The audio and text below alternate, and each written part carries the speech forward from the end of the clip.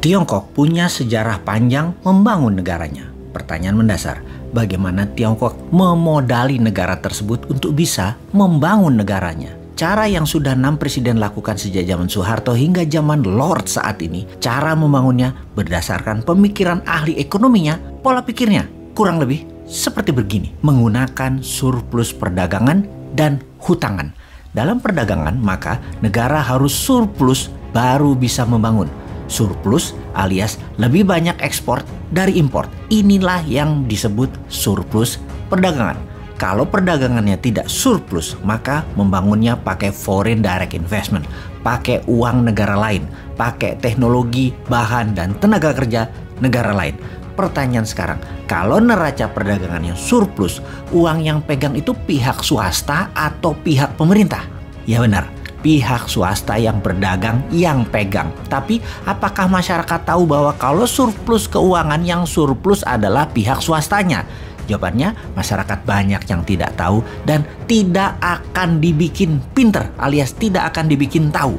Uang surplus tadi ternyata hanya ada di catatan di uang beredar di negara. Ingat ya, sekali lagi, yang surplus itu pedagangnya, swastanya, rakyatnya. Yang berdaulat atas uang tersebut ya pengusahanya. Lalu untuk membangun itu sungguh ada dua hal.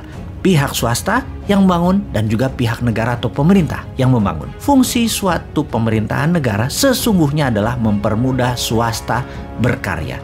Swasta itu rakyat. Fungsi kebijakan adalah bagaimana masyarakat bisa sejahtera dengan usaha mereka. Fungsi pemerintah yang ada batasnya selama 5 tahunan itu bukan untuk membuat rakyat jadi manja. Dan pastinya bukan untuk membuat pejabat menjadi kaya memanfaatkan peraturan, kewenangan, dan jabatannya. Jadi kalau pemerintahnya membangun, rakyat harus jadi sejahtera.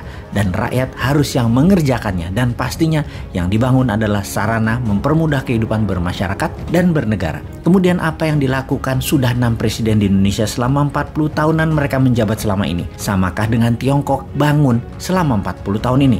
Samakah dengan Amerika membangun dalam 40 tahun ini? Ternyata cara membangunnya adalah pakai hutang. Saat ini negara kita ini dengan uang pinjaman yang hasilnya ternyata tidak membuat Indonesia menjadi negara superpower. Sementara, apakah Tiongkok yang jadi negara besar saat ini, apakah mereka berhutang? Sisi lain, apakah Amerika yang menjadi negara superpower, apakah mereka berhutang?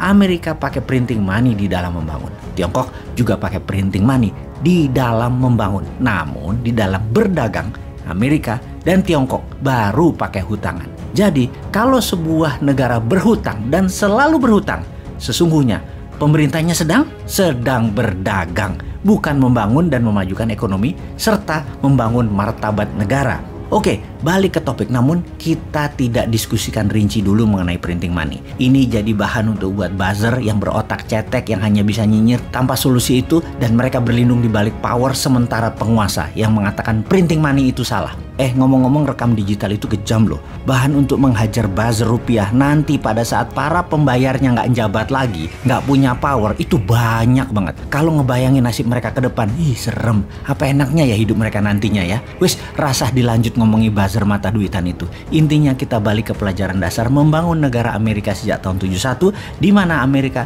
printing money-nya tidak pakai emas. Juga Tiongkok di tahun pertengahan 80-an mulai membangun fisiknya dalam negeri Tiongkok pakai 100% bahan baku nasionalnya.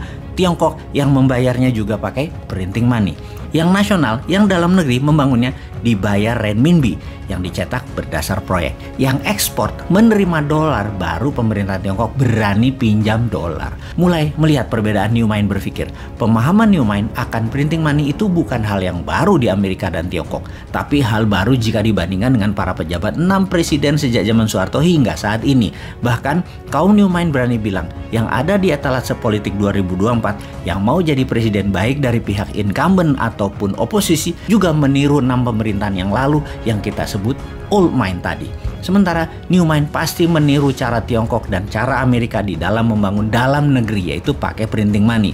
Sementara kalau dalam berdagang, dalam ekspor, baru pakai pinjaman kita pakai juga agar terlihat kita negara yang pada umumnya di mata orang luar. Sekarang, cara membangunnya pakai dana pinjaman duit asing, bahan baku dan teknologinya dari negara lain. Pemerintah saat ini melakukan pinjaman mata uang tadi menjaminkan aset negara. Bener deh, bisa ambiar dalam jangka panjangnya. Tapi namanya juga sedang berkuasa, diingetin sama kita, kita dibilang kadrun. Ya, Sontoloyo dibilang kadrun, wudhu aja nggak lengkap. Bagaimana sih lu buzzer memframing Sontoloyonya nggak keren? Bego-begoinnya dan kadrun-kadruninya si Sontoloyonya cemen.